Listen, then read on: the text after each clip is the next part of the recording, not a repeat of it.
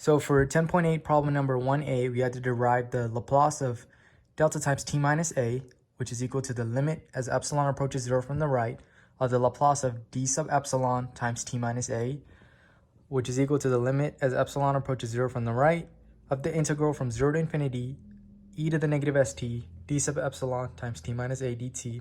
This has a substitution, so we replace it and we get limit as epsilon approaches 0 from the right from the integral 0 to infinity e to the negative st, and the substitution is u sub a minus u sub a plus e over epsilon dt. And then the limit as epsilon approaches 0 from the right of the integral from a to a plus epsilon e to the negative st plus 1 over epsilon dt. And then since the 1 over e is just a constant, you can't pull it outside of the limit, but we can pull it outside the integral.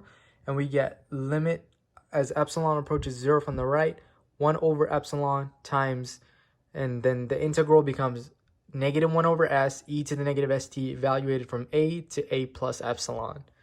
And then this becomes limit as epsilon approaches 0 from the right, 1 over epsilon times, and then evaluating it at a and a plus e, you get negative 1 over s times e to the negative s times a plus e minus e to the negative sa.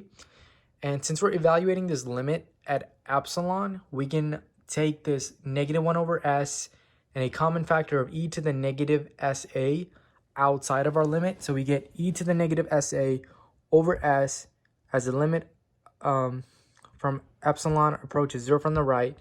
And then this becomes a 1, and this becomes a negative e to the negative s epsilon over epsilon.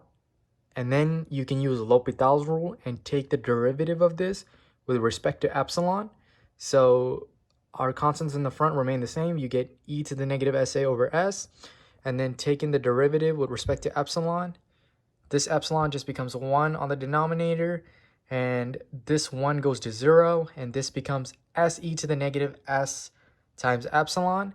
But when epsilon is approaching 0 from the right, this goes to 0, so e to the 0 is just 1, and this s and this s cancel, and so we just have 1 here, so we just get it's equal to e to the negative as. So the Laplace of delta times t minus a is equal to e to the negative as.